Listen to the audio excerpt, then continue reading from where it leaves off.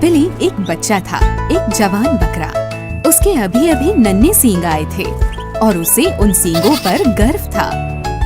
उसने अपने सींग खेत के सभी दोस्तों को दिखाए। गाय जी, मेरे सींग तो देखो, अच्छे लग रहे हैं ना? हाँ बिली। एक दिन किसान बिली और सारे बकरों को चराने के लिए ले गया। वो मैदान जंगल के नजदीक था। सारे बकरे सारा समय चरते रहे, पर बिली सारा समय वहाँ के जानवरों को अपने सींग दिखाता रहा। खरगोश, जरा देखो तो मेरे सींग, ये अच्छे लग रहे हैं ना? बिली इतना खुश था कि उसने ध्यान ही नहीं दिया कि पास ही एक लोमड़ी उस पर नजरें जमाई थी। लोमड़ी आहिस्ता से बीन बजाते हुए बिली को देख रही थी। ये बच्चा तो बहुत ही स्वादिष्ट लगता है, काश कि मैं इसे खा पाती। कुछ देर के बाद किसान ने सभी बकरों को इकट्ठा कर लिया। चलो सब, घर वापस जाने का वक्त हो गया है। सारे बकरे किसान के साथ घर वापस चल दिए, पर बिली को सुनाई नहीं दिया, क्योंकि वो तो गिलहरी को अपने सींग दिखाने में व्यस्त था। मेरे सींग देखो गिलहरी, ये अच्छे हैं ना? हाँ। कुछ समय बाद बिली को एहसास हुआ कि वो वहाँ उस मैदान में अकेला रह गया है। अरे नहीं, किसान तो अपने साथ सारी बकरियों को घर ले गया। मुझे जल्दी से उन तक पहुँचना होगा। लोमड़ी समझ गई थी कि वो अकेला है। आहा, अब मैं इसे आसानी से पकड़ सकती हूँ। और इसके साथ ही लोमड़ी, दो किसान और एक गधा। फ्रेड किसान के खेत में एक गधा था। वो गधा बहुत काम का था। वो किसान के लिए भारी वजन लाद कर ले जाता था। एक दिन किसान का भाई खेत पर आया। उसका नाम किसान टेड था। भाई, मैंने अपने खेत में कुछ गाजरें उगाई हैं। मैं उन्हें बाजार तक ले जाना चाहता हूँ, पर वो मेरे लिए बहुत भारी हैं। क्या मैं तुम्हारे गधे की मदद ले सकता हूँ? हाँ भाई, बिल्कुल ले सकते हो। मैं भी तुम्हारे साथ बाजार तक चलूंगा। और दोनों भाई बाजार की ओर चल पड़े। उस दिन बेहद गर्मी थी और सूरज आसमान में बहुत तेज चमक रहा था। दोनों भाइयों और गधे को बहुत गर्मी लग रही थी। आज बेहद गर्मी है। हम काफी देर से चल रहे हैं। हमें किसी पेड़ के नीचे रुककर आराम कर लेना चाहिए। हाँ, सही कहा भाई। दोनों भाइयों ने यहाँ वहाँ देखा। यहाँ कोई पेड़ नहीं है, पर मेरे पास एक तरकीब है। हम गधे की छांव में बैठ सकते हैं। इससे हमें कुछ राहत मिलेगी। अच्छा सुझाव है भाई। पर गधे की छांव दोनों भाइयों के लिए काफी नहीं थी। यहाँ केवल एक ही इंसान के बैठने की जगह है, इसलिए छांव में मैं बैठूंगा। मैं बहुत थक चुका हूँ। मैं भी बहुत थक चुका हूँ। और हाँ, एक बात मत भूलो, इस गधे का मालिक मैं ही हूँ। पर भाई, तुमने मुझे गधा सामान ले जाने के लिए दिया है, तो आज के दिन गधा मेरा है। दोनों भाई आपस में लड़ने लगे। दोनों को बेहद गर्मी लग रही थी, पर दोनों में से किसी ने भी गधे के बारे में नहीं सोचा। पर दोनों भाई बेहद स्वार्थी हैं। दोनों मेरी छांव में बैठना चाहते हैं, पर दोनों में से किसी को मेरी कोई परवाह नहीं है। अरे, मेरी पीठ पर रसीली गाजर बंधी है। शायद मुझे इनके साथ भाग जाना चाहिए। अरे नहीं, हम दोनों बहुत बड़े बेवकूफ हैं। सही कहा भाई। छांव के चक्कर में लड़ते हुए हमने अपनी कीमती चीजें खो दी। छोटी छोटी चीजों पर लड़ते हुए हम बड़ी चीज खो सकते हैं। गधा। बेनी एक गधा था। उसका मालिक एक किसान था। किसान गधे का हमेशा ख्याल रखता था, पर गधा किसान की कभी नहीं सुनता था। एक दिन किसान को पहाड़ों के रास्ते कहीं जाना था।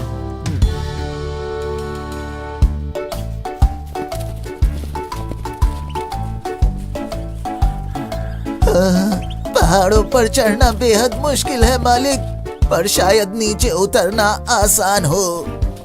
पर आगे चलकर पहाड़ और भी ऊंचे होते गए, जिसकी वजह से नीचे उतरने में और भी मुश्किल होने लगी। चलो कोई छोटा रास्ता ढूंढते हैं मालिक, अगर हमें मिल जाए तो हम और जल्दी पहुंच सकते हैं। नहीं बेनी, हमें इसी रास्ते चलना चाहिए। इस पर ज्यादा वक्त तो लगेगा, लेकिन हम सुरक्षित रहेंगे।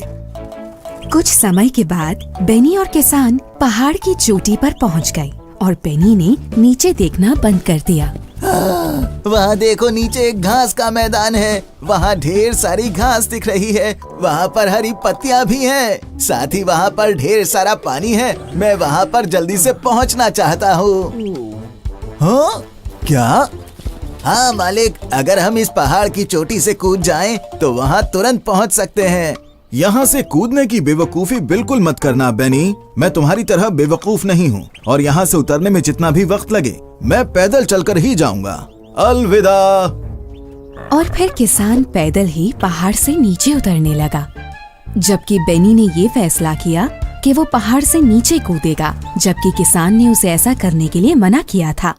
1, 2, 3, कूदो। किस्मत की बात है कि बेनी एक पेड़ की डाल पर जा गिरा। उसकी जान तो बच गई, पर उसे बहुत चोट आई। काश मैंने अपने मालिक की बात मानी होती। उन्होंने हमेशा मेरा ख्याल रखा। मैं ऐसी गलती दोबारा नहीं करूंगा और हमेशा उनकी बात सुनूंगा। और इसके बाद से बेनी ने अपनी बेवकूफी बंद कर दी और उसने इस बात का ध्यान रखा कि वो उनकी बात हमेशा सुनेगा जो उसका ख्याल रखते हैं।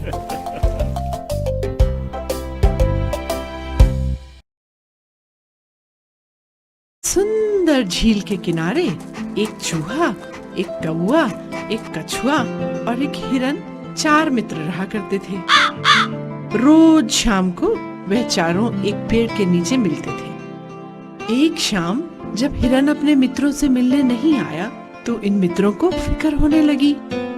हिरन आज क्यों नहीं आया होगा? चूहे ने बड़ी फिक्रमंद आवाज में पूछा। मैं जाकर देखकर आता हूँ, कौवे ने तुरंत उत्तर दिया। कौवे ने जंगल में लंबी उड़ान भरी।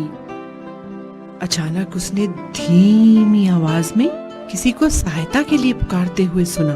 उसने नीचे उतरकर देखा, हिरन जाल में फंस चुका था। सब भागकर जल्दी चलो, हिरन शिकारी के जाल में फंस चुका है। कौवे ने अपने सब साथियों को खबर सुनाई। कछुआ ने चूहे की तरफ देखकर पूछा, क्या तुम अपने तीखे दांतों से जाल को काट दोगे? हाँ, जरूर, पर मैं वहाँ पहुँचूंगा कैसे? असमंजस में पड़े चूहे ने पूछा। मैं तुम्हें अपनी पीठ पर बिठा कर ले चलूंगा, कौवा बोला। चूहा कूदकर कौवे की पीठ पर बैठ गया और दोनों जंगल की ओर निकल पड़े। चूहे ने अपने तेज दांतों से जल्दी जल्दी जाल को काटा और हिरन को बाहर निकाल लिया। अब तक कछुआ भी वहाँ पहुँच चुका था। जब चारों मित्र हिरन के छूटने की खुशी मना रहे थे, शिकारी वहाँ आ गया और इन मित्रों को खुशी मनाते हुए देखकर उसे बहुत गुस्सा आया।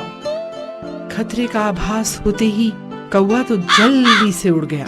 चूहा पास ही एक छेद में घुस गया और हिरन छलांग लगाता हुआ भाग खड़ा।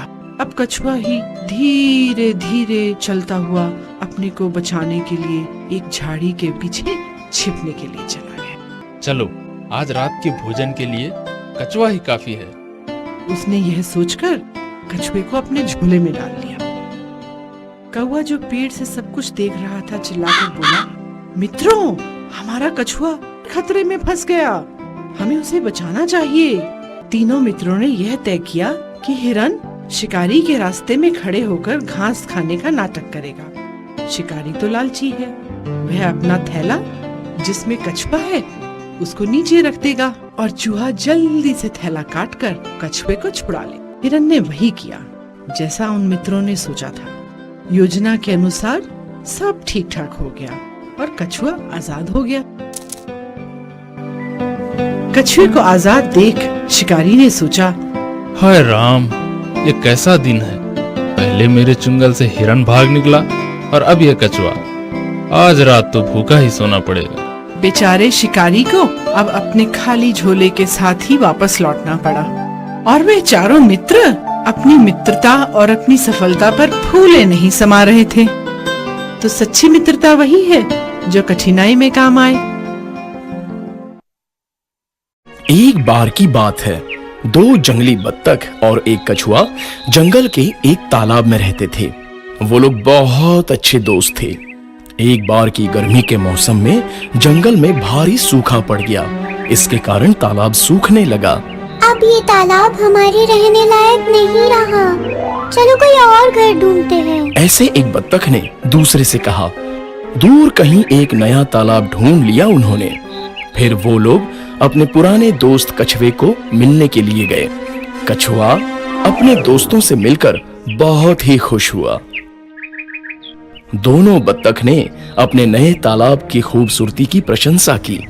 कछुआ बेचारा रोने लगा और बोला, काश मेरे पास पंख होते तो मैं भी उड़कर वहां आ जा सकता। दोनों बत्तख ने जब कछुए की बात सुनी तो उन्हें बहुत ही दुख हुआ।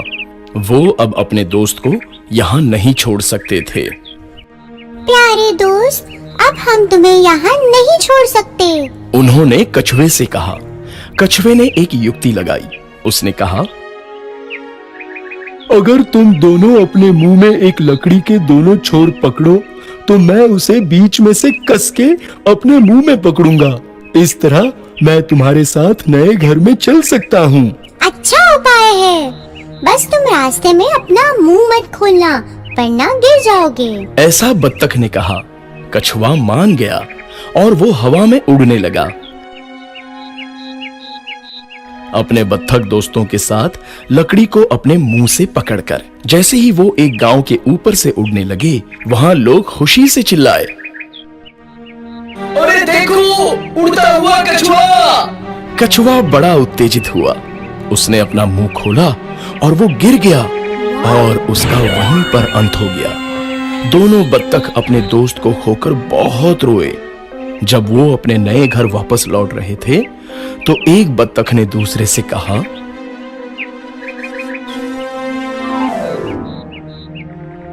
बेचारा कछुआ, उसे अपना मुंह बंद रखना चाहिए था। कभी कभी बात ना करना फायदेमंद होता है।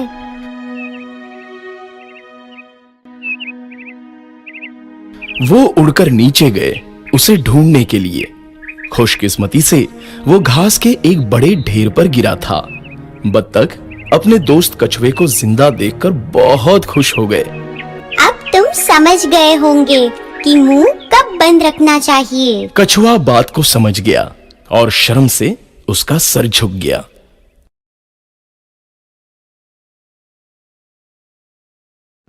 एक बड़े घने वृक्ष पर एक चिड़ियों का जोड़ा रहता था।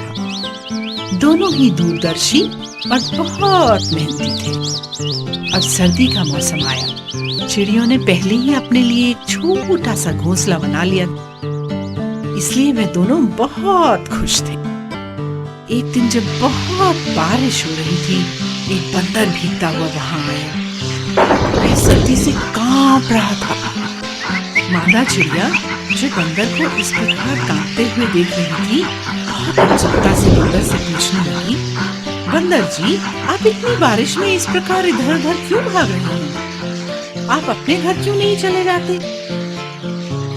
मेरे पास तो कोई घर नहीं है, मैं तो अलग अलग पेड़ों पर ही रहता हूँ। बंदर ने कांपते हुए उत्तर दिया। अब चिड़िया बंदर को डांटने लगी कि उसने वक्त रहते हुए अपने लिए कोई ठिकाना क्यों नहीं बनाया। यह सुनकर बंदर और भी चिढ़ गया और बोला, मुझे आपकी सलाह की आवश्यकता नहीं है। पर मादा चिड़िया नहीं मानी।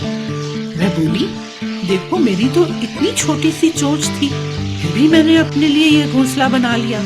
और एक आप है, आपके पास इतने बड़े बड़े सबल हाथ हैं, और तुम इतने आलसी हो, तुमने अपने लिए कोई घर बनाया ही नहीं। सच पूछो तो तुम्हें तो शर्म आनी चाहिए। यह सुनकर तो बंदर को इतना गुस्सा आया कि उसने जल्दी से पेड़ पर चढ़कर चिड़िया के घोंसले को खींचकर नीचे फेंका और टुकड़े टुकड़े। मादा चिड़िया को गुस्सा तो बहुत आया और दुख भी बहुत हुआ, पर बेचारी छोटी सी चिड़िया इतने बड़े बंदर को क्या कर सकती थी। बस मन मारकर रह गई। बिना पूछे सलाह देने में कोई समझदारी नहीं। एक जंगल में बरगद के पेड़ पर एक सारस रहता था। भाग्य से उस बरगद के पेड़ के पास मछलियों से भरा हुआ एक तालाब था। इसलिए सारस बिना मेहनत के रोज पेट भर भोजन खाया करता था। बहुत समय बीत गया। सारस बूढ़ा हो गया। उसने पाया कि अब वह आसानी से मछलियां नहीं पकड़ पा रहा था। अब सारस भूखा रहने लगा और बहुत कमजोर हो गया। अब उसने सोचा, जीने के लिए मुझे कोई उपाय सोचना होगा। अगले दिन वह तालाब के किनारे गया। इस बार सारस ने मछली नहीं पकड़ी, बस बहुत उदास मुंह बनाकर बैठ गया। केकड़ा जो तालाब के पास रहता था, सारस को उदास देखकर बोला, भाई आप इतने उदास क्यों लग रहे हैं? क्या हुआ? सारस ने बहुत उदास आवाज में कहा, मैंने सुना है गांव वाले तालाब को मिट्टी से भरने की सोच रहे हैं और मैं यह सोचकर बहुत दुखी हूँ कि तालाब की सारी मछलियां मर जाएंगी और मुझे भोजन के लिए कोई दूसरी जगह ढूंढनी पड़ेगी। केकड़े ने अपने सब मछली साथियों को यह बात बताई। यह सुनकर सब मछलियां चिंता में पड़ गईं और उन्होंने सारस को मदद करने का आग्रह किया। सारस मन ही मन बहुत खुश हुआ। उसकी युति काम जो आ रही थी। उसने मछलियों से कहा, आप लोगों की सहायता करने का केवल एक ही तरीका है। मैं आप लोगों को इस तालाब से निकालकर पास वाले किसी दूसरे तालाब में छोड़ाऊंगा। यह सुनकर मछलियां तो बहुत खुश हुई। अब सारस रोज तालाब में आता और कुछ मछलियों को अपनी चोंच में दबाकर उड़ जाता।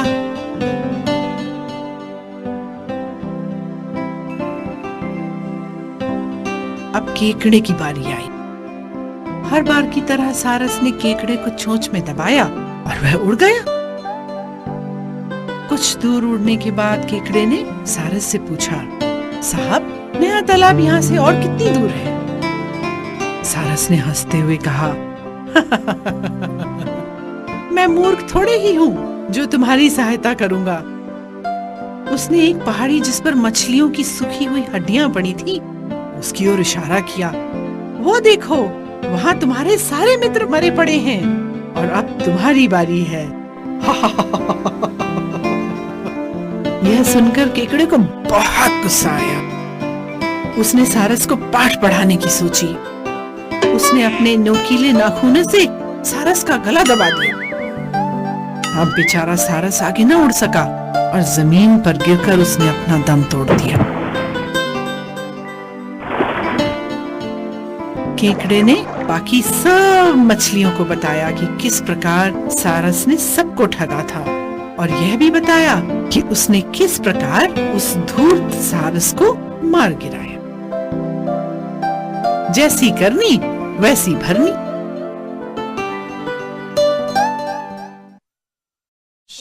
एक समय में एक जंगल में एक बहुत बड़ा शेर रहता था और बच्चों, अपनी भूख मिटाने के लिए वह रोज कई जानवरों को मार के खाता था।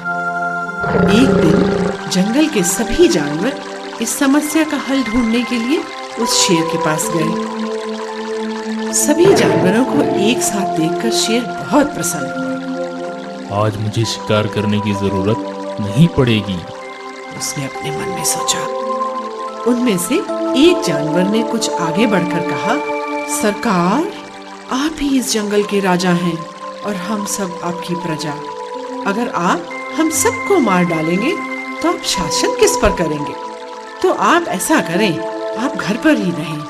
हम में से एक एक जानवर आपके भोजन के लिए स्वयं आपके पास आता रहेगा। शेर ने बहुत खुशी से इन जानवरों की बात मान ली और कहा, अगर ऐसा ना हुआ तो मैं तुम सबको मार डालूंगा। अब रोज ही शेर के पास एक जानवर को उसकी भूख मिटाने के लिए भेज दिया जाता था। जब नन्हे खरगोश की बारी आई तो उसने अपने को व अन्य जंगल के जानवरों को बचाने के लिए योजना बनाई। खरगोश धीरे धीरे चलता हुआ शेर के पास पहुंचा। शेर इस खरगोश को देखते ही गुस्से में भर गया। मेरे भोजन के लिए इतना नन्हा जानवर, आज मैं तुम सबको मारकर खा जाऊंगा। खरगोश ने कांपती हुई आवाज में कहा, सरकार, हम तो 6 खरगोश थे, पर बाकी के 5 को रास्ते में बड़े शेर ने खा लिया। अब शेर गुस्से से दहाड़ा। क्या एक और बड़ा शेर? हाँ सरकार, उस शेर ने आपको धूर्त भी कहा और कहा आप अपनी शक्ति का परिचय उसे दें। खरगोश ने डरते डरते कहा। मुझे अभी इसी वक्त वहां ले चलो। शेर ने गुस्से से एक और दहाड़ मारी। खरगोश तुरंत शेर को अपने शत्रु से मिलाने के लिए उसको कुएं पर ले गया। वहां शेर को अपनी ही परछाई उस कुएं के पानी में दिखाई दी। उसने गुस्से से एक लंबी दहाड़ मारी और अपने शत्रु पर हमला करने के लिए वह कुएं में गया। इस प्रकार शेर का दुख खत्म हो गया। अगर हमेशा जोर से